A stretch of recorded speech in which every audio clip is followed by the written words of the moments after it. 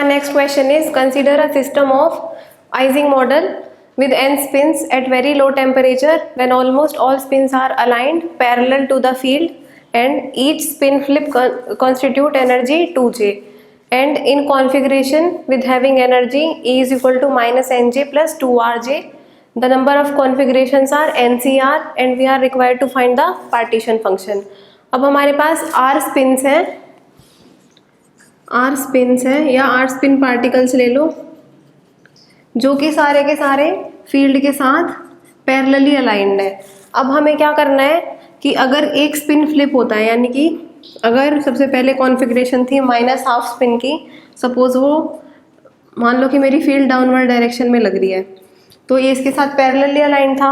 अब अगर इसको मेरे को फ्लिप कराना है तो यानी कि ये प्लस हाफ स्टेट में होना चाहिए, दैट मीन्स कि ये फील्ड के एंटी पैरेलली अलाइन हो, तो एक स्पिन फ्लिप कराने में एनर्जी यूज़ होगी, तो वो एनर्जी का अमाउंट कितना है 2J। हर स्पिन फ्लिप के साथ 2J अमाउंट ऑफ एनर्जी हमारी यूज़ होगी। तो हम क्या करते हैं, सबसे पहले पार्टीशन फंक्शन हमें चाहिए। अगर हम एक पार्टिकल का निकाल लें, बाद में अगर हमारे पास n स्पिन्स हैं तो हम सीधा सीधा z की पावर n कर सकते हैं, ये n होगा। तो अब देखते हैं, स्टार्टिंग में मान लियो हमने ले लिए 3 लेवल्स ले लिए हमने एनर्जी के,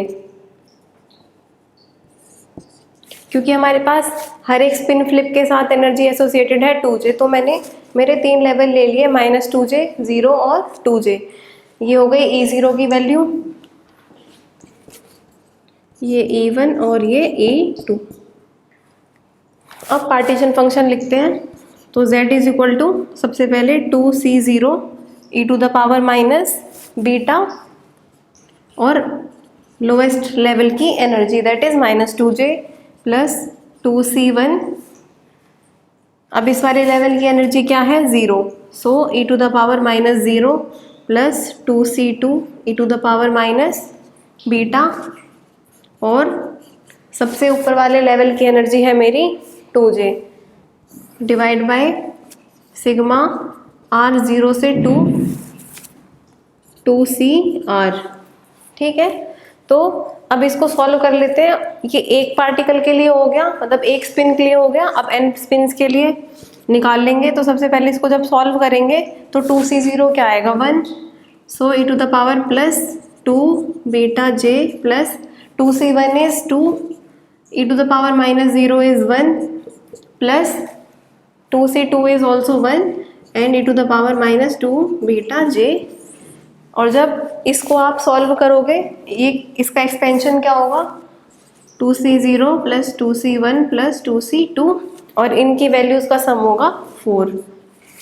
अब हमारे पास ये रिलेशन आ गया, तो इसको मैं कैसे लिख सकती हूँ, ये बेसिकली है मेरा 2 plus e to the power -2 beta j plus e to the power 2 beta j upon 4। इसको थोड़ा सिंप्लीफाई कर लो,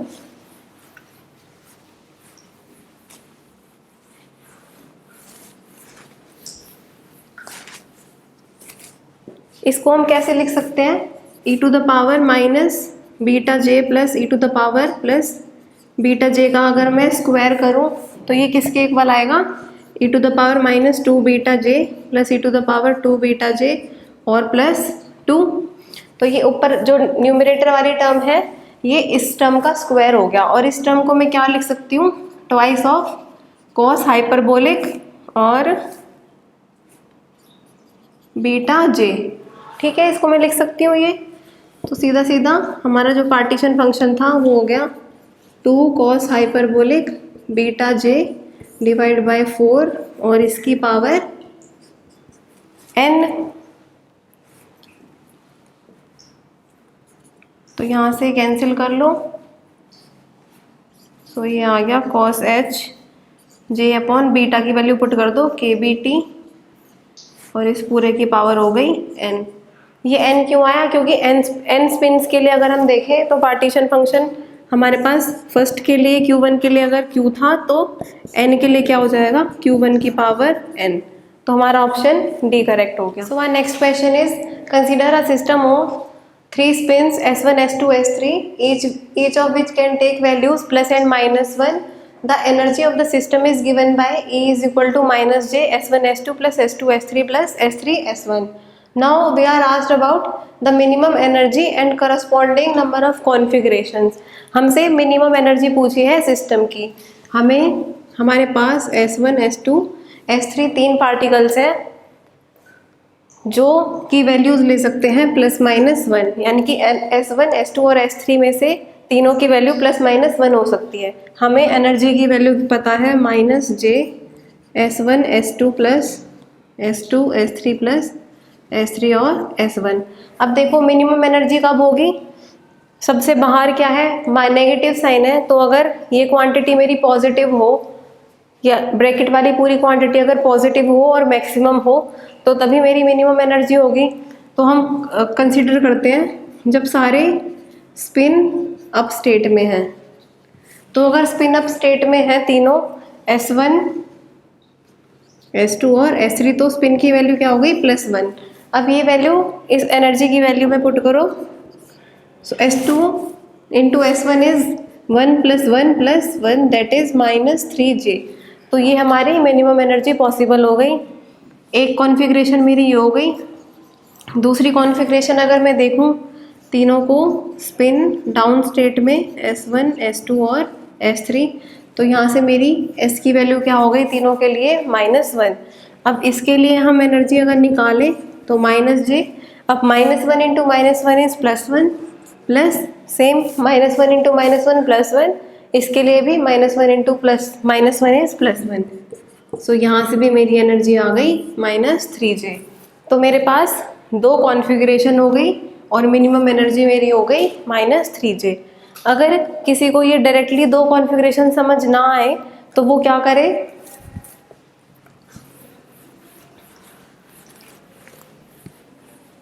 हमारे पास S1, S2 और S3 है, तो तीन स्पिन पार्टिकल्स हैं. सो उसकी टोटल कॉन्फ़िगरेशन कितनी हो सकती है, कॉन्फ़िगरेशन हो सकती है मेरी 2 की power 3 that is 8.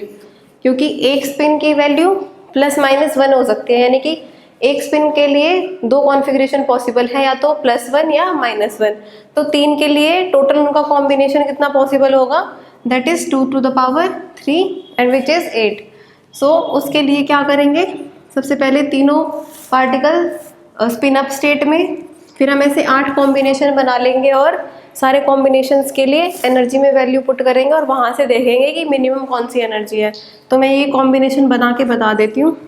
Up up up up up down, फिर up down up down down down down down down down up down up down और डाउन अप अप. 1 2 3 4 5 6 7 8. हाँ, ये मेरे पास 8 कॉन्फ़िगरेशन हो गई. अब सेम वे में जो ये मेरा अपवर्ड का सिंबल है ये स्पेसिफाई कर रहा है स्पिन अप स्टेट, तो इसके लिए स्पिन की वैल्यू कितनी होगी, S इज इक्वल टू 1. तो इन तीनों के कॉम्बिनेशन, मतलब ये 8 कॉम्बिनेशन है आपके पास, आप 8 एनर्जीज निकाल सकते हो और उसमें से फिर आप चेक करोगे कि कौन सी एनर्जी मिनिमम है और वो कितनी बार आ रही है. तो हमने तो डायरेक्टली कर दिया इसको कि दो कॉन्फ़िगरेशन ले ली, इन दोनों के लिए एनर्जी मिनिमम होगी, और क्योंकि दो कॉन्फ़िगरेशन है तो नंबर ऑफ कॉन्फ़िगरेशन हो गई 2. So option C is correct. So our next question is 10 grams of ice at 0 degree Celsius is added into a beaker containing 30 grams of water at 25 degree Celsius. Now, what will be the final temperature of the system when it comes to thermal equilibrium? हमारे पास क्या system given है हमें, हमारे पास 10 gram of ice है जो कि है 0 डिग्री सेल्सियस पे. उसको हमने किसी बीकर में डाला जिसके अंदर क्या है, वाटर, और वाटर का टेम्परेचर कितना गिवन है क्वेश्चन में, 25 डिग्री सेल्सियस, और वाटर का क्वांटिटी है 30 ग्राम्स. अब हमें स्पेसिफिक हीट गिवन है वाटर की 1 कैलोरी पर ग्राम पर डिग्री सेल्सियस और latent heat of melting of ice is 80 calorie पर ग्राम। अब जब हम 10 ग्राम आइस को वाटर में मतलब इस बीकर में डालेंगे तो क्या होगा, 10 ग्राम आइस 10 ग्राम वाटर में कन्वर्ट होगी एट 0 डिग्री सेल्सियस। और जो इसके बाद का जो प्रोसेस होगा, अब इस जो ये 10 ग्राम आइस पहले वाटर में कन्वर्ट हुई, अब इस 10 ग्राम वाटर का टेम्परेचर रेज होगा, टेम्परेचर रेज। तो इन दोनों प्रोसेस में जो भी हीट हमारी यूज होगी वो कहाँ से आएगी, इस सिस्टम से, क्योंकि वाटर हमारा हायर टेम्परेचर पे है। अब देखो 10 ग्राम आइस को कितनी हीट चाहिए, 10 ग्राम आइस को हीट चाहिए मेल्ट होने के लिए ml which is equal to 10 grams और latent heat of ice is 80 calorie. तो यहाँ से आ गया 10 ग्राम इंटू 82 कैलोरी पर ग्राम, ग्राम से ग्राम कैंसिल, सो यहाँ से आ गया 800 कैलोरी। ये टोटल अमाउंट ऑफ हीट है जो आइस को चाहिए मेल्ट होने के लिए वाटर में। अब जो हमारे पास वाटर है वो कितनी हीट मैक्सिमम प्रोवाइड कर सकता है, वो कैसे हम निकालेंगे, Q of water is mCVT। सो यहाँ से स्पेसिफिक हीट वाटर की हमें 1 गिवन है, यूनिट्स को रहने दो, मास कितना है 30 ग्राम, सो 30 इंटू 1 इंटू, और टेम्परेचर कितना है इसका 25 डिग्री सेल्सियस। अब देखो स्पेसिफिक हीट डिग्री सेल्सियस पर ग्राम में थी, तो ग्राम और डिग्री सेल्सियस कैंसिल, तो ये हीट भी कैलोरी में आ जाएगी इंटू 25। इसको जब सॉल्व करेंगे तो Q water is equal to 750 calorie, यानी कि जो maximum amount of heat water provide कर सकता है वो है 750 कैलोरी। लेकिन हमारी आइस को वाटर में कन्वर्ट होने के लिए कितनी हीट चाहिए, 800 कैलोरी। तो इसका मतलब क्या हुआ कि हमारी आइस जो है वो वाटर में कन्वर्ट नहीं होगी, क्योंकि heat required is less than heat available. So क्या होगा कि हमारा टेम्परेचर चेंज नहीं होगा, क्योंकि हमारा सिस्टम ही फाइनली वाटर नहीं बन पाएगा। तो यानी कि 0 डिग्री सेल्सियस होगा, आइस ही रहेगी, क्योंकि आइस वाटर में कन्वर्ट नहीं हो सकती, बिकॉज उसकी जो हीट रिक्वायर्ड है वो ज़्यादा है हीट अवेलेबल के कंपैरिजन में। So our option A is correct. So our next question is, a vessel has 2 compartments of volume V1 and V2 containing ideal gas at temperature T1 and T2 and having pressure P1 and P2. Now if the separating wall between the compartments is removed, then resulting equilibrium temperature will be. तो हमारे पास क्या है, एक vessel है जिसमें 2 compartments है और इसका वॉल्यूम, प्रेशर, टेम्परेचर हमें गिवन है P1 V1 T1, और इस कंपार्टमेंट का हो गया P2 V2 T2। अब जब इस बीच के पार्टीशन को हम रिमूव कर देंगे तो हमारा फाइनल टेम्परेचर क्या होगा, हमसे वो पूछा है। सो फाइनल टेम्परेचर निकालने के लिए हम क्या करते हैं, N1 T1 plus N2 T2। ये इक्वेशन है जो यूज़ होती है ऐसे क्वेश्चंस में जहाँ पे हमें फाइनल टेम्परेचर निकालना है और हमें 2 कंपार्टमेंट्स गिवन है। सो यहाँ से टेम्परेचर फाइनल आ गया N1 T1 plus N2 T2 upon N, और N क्या है यहाँ पे, number of moles is that is equal to N1 plus N2। अब हमें क्वेश्चन में क्या, ऑप्शंस में क्या गिवन है, pressure, volume, temperature, known variables की फॉर्म में हमें इस फॉर्म को रिड्यूस करना है, यानी कि हमें यहाँ से N1 हटाना है और N हटाना है। सो हमारे पास आइडियल गैस की इक्वेशन क्या होती है, PV is equal to nRT। So यहाँ से N क्या हो गया, PV अपॉन RT। तो यहाँ से निकाल लो N1 की वैल्यू क्या हो गई, N1 की वैल्यू हो गई P1 V1 upon R T1 plus into T1 है plus P2 V2 R T2 into T2 divide by N1 plus N2। ये क्या हो जाएगा, P1 V1 upon T1 plus P2 V2 upon R T2। अब देखो ये R से R तो कैंसिल हो जाएगा न्यूमरेटर और डिनोमिनेटर में, तो हमारे पास बचेगा क्या, TF इज, यहाँ पे T1 से T1 कैंसिल, T2 से T2 कैंसिल, तो हमारे पास क्या नॉन वेरिएबल्स में इक्वेशन आ गई, P1 V1 plus P2 V2 upon P1 V1 upon T1 plus P2 V2 upon T2। So हमारा ऑप्शन C करेक्ट हो गया। So our next question is for temperature T1 greater than T2 the qualitative temperature dependence of probability FV of the speed V of molecule is represented in 3 dimensions. Now which one of the following is correct? अब हमारे पास 4 graphs हैं, हमें ये question है Maxwell speed distribution का, तो यहाँ से हमें T1 ग्रेटर देन T2 पता है। अब मैक्सवेल स्पीड डिस्ट्रीब्यूशन में क्या होता है, area under the curve is conserved. पहली बात तो ये हो गई कि area under curve is conserved, and second point is for higher temperature mean value of velocity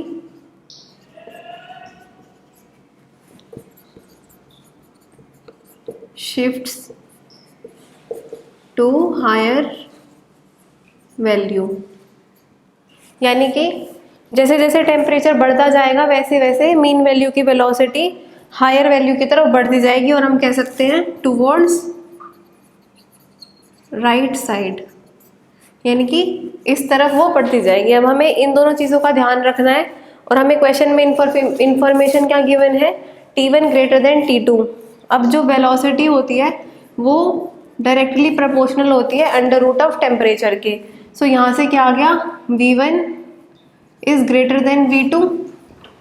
अब कर्व देखो, इसमें तो दोनों का कर्व सेम है, यहाँ पे V1 है और यहाँ पे V2 है, तो इस कर्व में V1 ग्रेटर देन V2 तो फॉलो हो रहा है, लेकिन अब अगर इसकी वेलोसिटी बढ़ गई और टेम्परेचर भी इसका बढ़ गया इस कर्व का, तो दोनों का एरिया सेम तो नहीं, मतलब दोनों कर्व सिमिलर तो नहीं दिख सकते ना, क्योंकि ये प्रोबेबिलिटी और वेलोसिटी के बीच का ग्राफ है, यानी कि एक कर्व छोटा होना चाहिए और एक बड़ा, क्योंकि एक कर्व के लिए वेलोसिटी और टेम्परेचर की वैल्यू हायर है, तो दोनों कर्व सिमिलर नहीं हो सकते, तो ये ऑप्शन तो हो गया कैंसिल। अब इस वाले को देखो आप, तो इसमें क्या है, T1 है तो इसकी मीन वैल्यू वेलोसिटी होगी V1, इसकी होगी V2, तो ये वैसे नेग्लेक्ट हो गया क्योंकि V1 की वैल्यू बड़ी है V2 से। सो ऑप्शन डी भी रॉन्ग हो गया। अब ऑप्शन ए और ऑप्शन बी मेरे को देखना है। अब देखो मेरे पास मेरा एरिया अंडर द कर्व रहना चाहिए सेम, तो जहाँ पे वेलोसिटी और टेम्परेचर की वैल्यू हायर है, मतलब उस कर्व के अंडर का एरिया मेरे को सेम रखना है। मेरे पास V1 और T1 की वैल्यू एक कर्व के लिए हायर है, तो कहीं ना कहीं वो थोड़ा स्मॉलर होना चाहिए। तो यानी कि अब इस कर्व में अगर आप देखें तो ये हो गया V2, ये हो गया V1, तो यहाँ पे V1 ग्रेटर देन V2 है नो डाउट, लेकिन इसमें क्या हो रहा है कि एरिया अंडर V1 और T1 ही ज़्यादा है। एक तो पहले ही V1 और T1 की वैल्यू ज़्यादा है V2 T2 से, और इस कर्व के अंडर एरिया भी ज़्यादा आ रहा है, तो कैसे भी करके स्मॉलर वैल्यूज़ और स्मॉलर एरिया कभी भी दोनों इक्वल नहीं हो सकता, इन दोनों कर्व्स का एरिया। तो ये हो गया कैंसिल, तो हमारा ऑप्शन ए हो गया करेक्ट। इसमें क्या है, यहाँ पे मेरा आ गया V1, यहाँ पे V2। अब V1 ग्रेटर देन V2 दिख रहा है हमें आराम से, और इसके अंडर अब V1 और T1 हायर वैल्यूज़ पे हैं, तो इतने एरिया के कॉरस्पॉन्डिंग ही इतना एरिया होगा, मतलब ये दोनों area under the curve same है, क्योंकि V1 और T1 की वैल्यू ज़्यादा है V2 और T2 से, तो इसलिए ये कर्व थोड़ा स्मॉलर होगा हाइट में कंपैरेटिवली टू दिस कर्व। तो हमारा ऑप्शन हो गया A correct. So our next question is a system of n in non interacting spin half charged particles are placed in external magnetic field. Now at low temperature the behavior of excess energy above ground state depend on Ts, यानी कि हमें energy का relation चाहिए with respect to temperature, मतलब energy का dependence चाहिए on temperature. कहाँ से? हमें ग्राउंड स्टेट से कंसीडर करना है उसको, excess energy above ground state. तो सबसे पहले तो ये सिस्टम है स्पिन हाफ पार्टिकल्स का। तो स्पिन हाफ पार्टिकल्स के लिए एनर्जी की दो वैल्यूज हो सकती हैं, mu B M S B. So M S की वैल्यू हो गई प्लस माइनस हाफ। अगर एस हाफ है तो मेरा M S plus minus half हो सकता है। तो यहाँ से मेरे पास एनर्जी की दो वैल्यूज आ गई, plus minus mu B B. ठीक है, तो यहाँ से ग्राउंड स्टेट की एनर्जी कितनी होगी? ग्राउंड स्टेट एनर्जी जो हमारी होगी माइनस म्यू बी बी। अब हम देखते हैं, एनर्जी निकालते हैं सबसे पहले तो इस सिस्टम के लिए।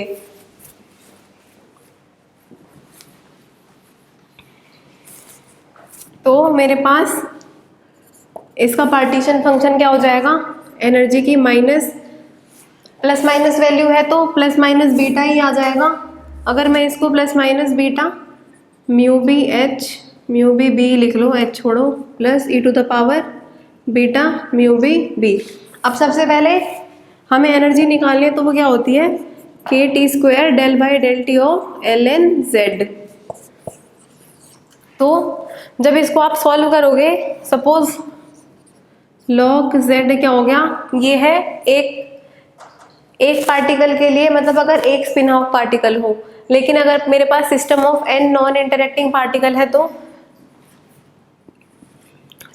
L N of Z N निकालेंगे हम। एन पार्टिकल्स के लिए क्या हो जाएगा हमारा पार्टीशन फंक्शन? z1 की पावर n। तो यहाँ से L N of e to the power minus beta mu B H plus e to the power minus plus का बीटा म्यू बी एच, और इसकी पावर हो गई n। तो आप इसको सॉल्व करना और u की वैल्यू देखना कि क्या होगी।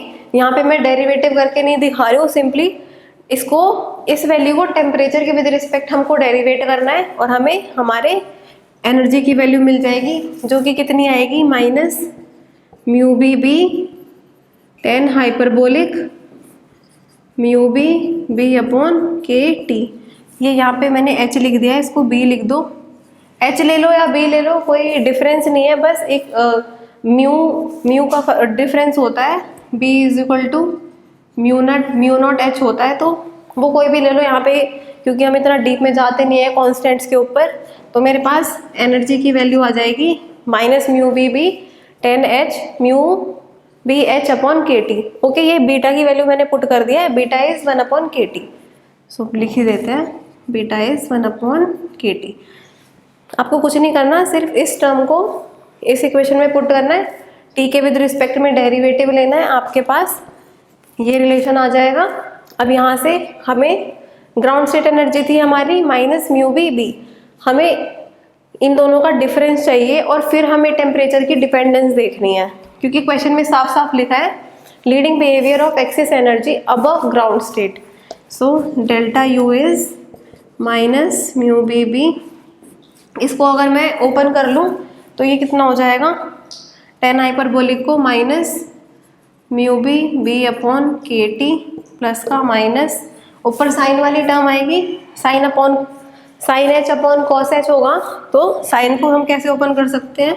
ई to the power minus mu B B upon K T divide में कॉस का e to the power mu B B upon K T plus e to the power mu B B upon K T. अब इसमें से उस term को minus करना है, तो ये माइनस करेंगे तो ये प्लस हो जाएगा। अब इस क्वांटिटी को थोड़ा सिंप्लीफाई करना है और लो टेम्परेचर लिमिट में हमें देखना है टेम्परेचर का डिपेंडेंस।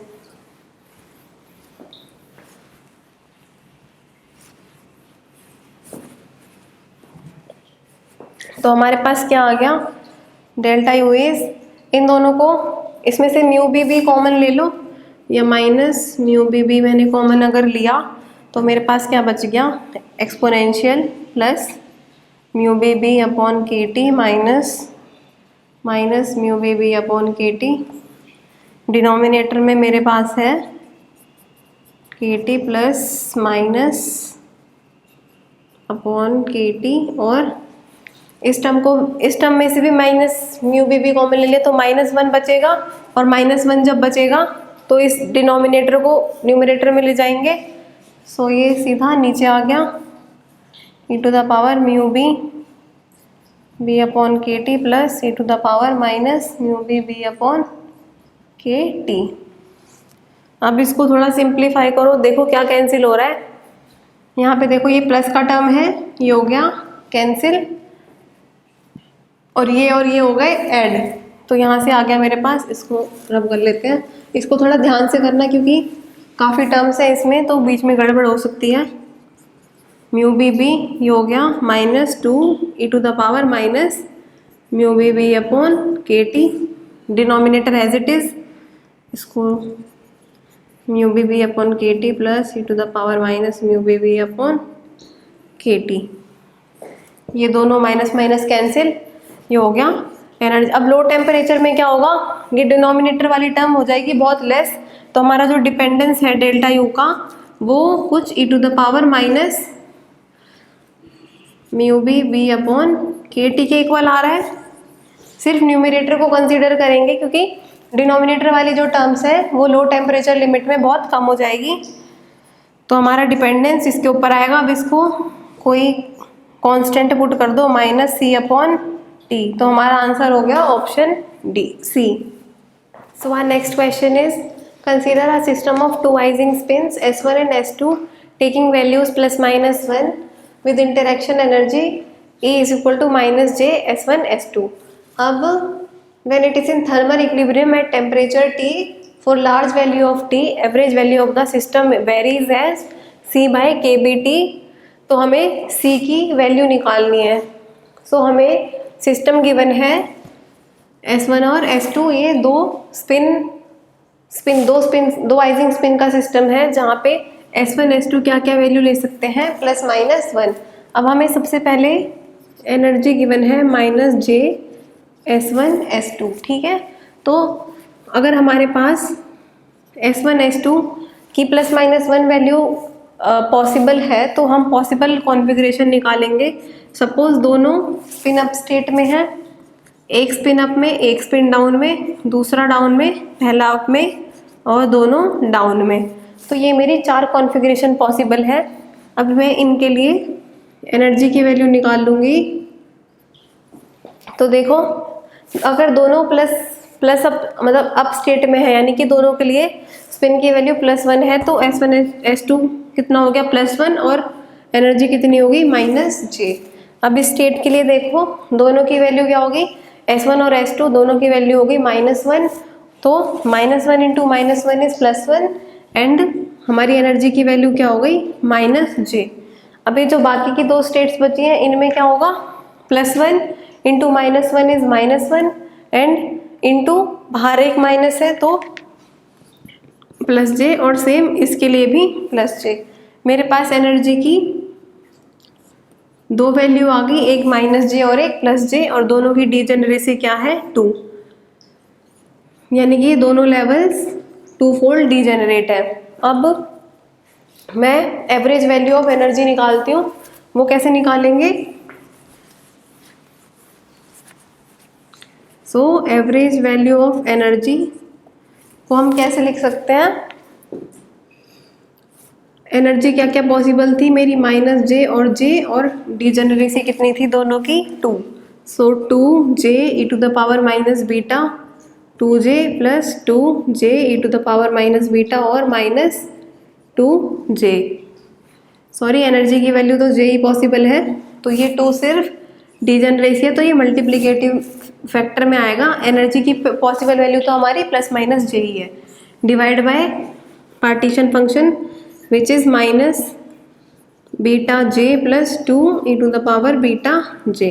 अब देखो मेरे को हाई टेम्परेचर पे पूछा है for large T average value of energy, तो इस एक्सपोनेंशियल को एक्सपेंड कर लेते हैं क्योंकि ऑप्शन में कहीं भी एक्सपोनेंशियल टर्म नहीं आ रही। तो हमें ये सबसे पहले तो ये 2 से 2 कैंसिल कर लो, आ गया 1 - βJ माइनस एक वैल्यू -J थी ना यार, यहाँ पे गड़बड़ हो गई, तो ये माइनस आ जाएगा क्योंकि ये -J वैल्यू थी एनर्जी की, तो तो यहाँ पे भी मैं माइनस ही पुट करूँगी, तो माइनस जे 1 प्लस बीटा जे डिवाइड में 1 माइनस बीटा जे प्लस 1 प्लस बीटा जे। तो बीटा जी से बीटा जे कैंसिल हो गया। अब ऊपर न्यूमरेटर को सॉल्व करेंगे तो क्या आएगा, J minus beta J square minus J minus beta J square upon 2। तो जे से मेरा जे कैंसिल, ऊपर आ गया -2 बीटा जे स्क्वायर अपॉन 2, 2 से 2 कैंसिल, तो मेरी क्या डिपेंडेंस आ गई, माइनस जे स्क्वायर अपॉन के बी टी। तो मेरा ऑप्शन बी इज़ करेक्ट, क्योंकि मेरे को सी की वैल्यू निकालनी है। तो सी की वैल्यू क्या हो गई मेरी, माइनस जे स्क्वायर। यहाँ पे बीटा की वैल्यू पुट कर दी, बीटा क्या होता है 1 अपॉन के बी टी। अब देखते हैं next question. So our next question is consider 2 different systems each with 3 identical non interacting particles, both system have states epsilon 0, 3 epsilon 0 and 5 epsilon 0. Now one system is populated by fermions and other one is populated by bosons. तो हमसे energy difference पूछा है, एक बार जब हम particles को fermions consider करें और एक बार जब हम पार्टिकल्स को बोसॉन्स कंसीडर करें। तो हमारे पास क्या है, 3 एनर्जी लेवल्स है, एप्सिलॉन 0, 3 एप्सिलॉन 0 और 5 एप्सिलॉन 0। हमारे पास पार्टिकल कितने हैं, 3 पार्टिकल। अब सबसे पहले देख लेते हैं फर्मियंस के लिए। तो फर्मियंस के लिए क्या होता है, वो स्पिन हाफ पार्टिकल्स होते हैं। तो एक स्टेट में 2 पार्टिकल अलाउड है और 3 पार्टिकल मेरे को टोटल भरने हैं। तो मेरी ग्राउंड स्टेट क्या हो गई, ग्राउंड स्टेट का कॉन्फ़िगरेशन हो गया मेरा ये। तो ग्राउंड स्टेट एनर्जी फर्मियोनिक सिस्टम के लिए क्या हो गई, 2 पार्टिकल एप्सिलॉन 0 स्टेट में प्लस 1 पार्टिकल 3 एप्सिलॉन 0 स्टेट में। तो टोटल एनर्जी हो गई 5 एप्सिलॉन 0।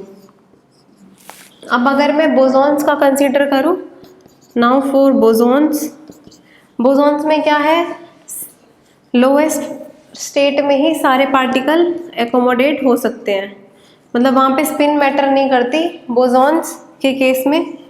यहाँ पे तो पॉली एक्सक्लूजन प्रिंसिपल आ जाता है, तो इसलिए एक स्टेट में हम सिर्फ स्पिन अप और स्पिन डाउन पार्टिकल को ही फिल कर सकते हैं। लेकिन बोसॉन के केस में सारे के सारे पार्टिकल मेरे लोएस्ट एनर्जी में ही आ गए, लोएस्ट एनर्जी स्टेट में। तो E ऑफ B कितना हो गया, 3 पार्टिकल्स इन एप्सिलॉन 0 स्टेट। तो हमारा एनर्जी डिफरेंस हमसे जो पूछा है वो हो गया EF minus EB। So EF minus EB is 5 minus 2 epsilon 0, 5 minus 3, तो ये आ गया 2 epsilon 0। So my option B is correct. So our next question is 3 identical spin half fermions are to be distributed into 2 non-degenerate levels. The number of ways in which this can be done is. So हमसे पूछा है कि 3 particles हैं जिनका spin half है, उनको हमें distribute करना है 2 लेवल्स में। तो नंबर ऑफ वेज हमसे पूछे हैं, तो ठीक है। तो सबसे पहले हम डीजेनरेसी देख लेंगे।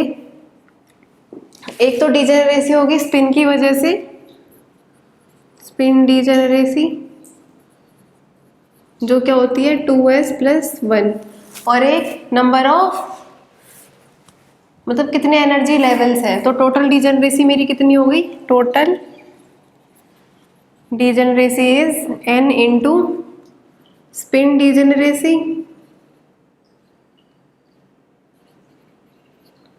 ये स्पेलिंग थोड़ी गड़बड़ हो गई, कोई बात नहीं, स्पेलिंग से कोई मतलब नहीं है हमें। n इंटू 2s + 1, तो यहाँ पे n की वैल्यू 2 इंटू 1/2 + 1, तो यहाँ से मेरी कितनी आ गई 4। अब मेरे पास 4 स्टेट्स हो गई और मेरे को 3 फर्मियंस भरने हैं। तो फर्मियंस को भरने के लिए क्या रूल अप्लाई होता है, GICNI, ये होता है फर्मियन का डिस्ट्रीब्यूशन। अब हमारे पास स्टेट कितनी पॉसिबल है, 4 स्टेट पॉसिबल है। तो 4C3, क्योंकि नंबर ऑफ पार्टिकल्स हमारे पास 3 हैं, तो यहाँ से कितना आ गया 4 factorial upon 3 factorial into 1 factorial which is equal to 4। So our answer is option B। So our next question is consider the melting transition of ice into water at constant pressure. Now which one of the following quantities does not exhibit discontinuous change across phase transition? अब हमारा process क्या है, ice से water बन रहा है हमारा, तो ये कौन सा फेज ट्रांजिशन है, ये है first order phase transition, ice into water. तो हमें पता है कि फर्स्ट ऑर्डर फेज ट्रांजिशन में क्या होता है, जो फर्स्ट ऑर्डर डेरिवेटिव्स होते हैं वो कॉन्टिन्यूस होते हैं, यानी कि हमारा जो गिब्स फ्री एनर्जी है वो फर्स्ट ऑर्डर फेज ट्रांजिशन में कॉन्टिन्यूस रहता है। तो हमारा ऑप्शन तो हो गया C. So Gibbs free energy remain continuous at transition point, यानी कि जो हमारा गिब्स फ्री एनर्जी जो फंक्शन है वो डिसकॉन्टिन्यूटी शो नहीं करता जब हमारा ये फेज ट्रांजिशन होता है फ्रॉम आइस टू वाटर। तो याद रखना ये कि फर्स्ट ऑर्डर फेज ट्रांजिशन में गिब्स फ्री एनर्जी हमेशा कॉन्टिन्यूस रहता है। तो देखते हैं next question. So one next question is two different thermodynamic systems are described by following equation of states 1/T1 and 1/T2 where T and U are respectively the temperature, mole numbers and internal energy of system 1 and 2। अब हमसे पूछा है कि U total denote total energy when these two states are put in contact, and हमसे ratio पूछा है U1 और U total का। तो हमारे पास दो स्टेट्स हमें गिवन है, 1/T1 is 3R and 1/2U1। यहाँ से U1 निकालो तो U1 कितना हो जाएगा, U1 is 3/2R N1T1। Same way में U2 मेरा क्या हो जाएगा, यहाँ पे 5/2 है तो ये हो जाएगा 5/2 N2RT2। अब मेरे से U1 और U टोटल का रेशो पूछा है, तो U टोटल मेरा क्या होगा, U टोटल होगा U1 प्लस U2। सो इनको ऐड कर दो, 3/2R N1T1 plus 5/2R N2T2, ये हो गया मेरा U टोटल।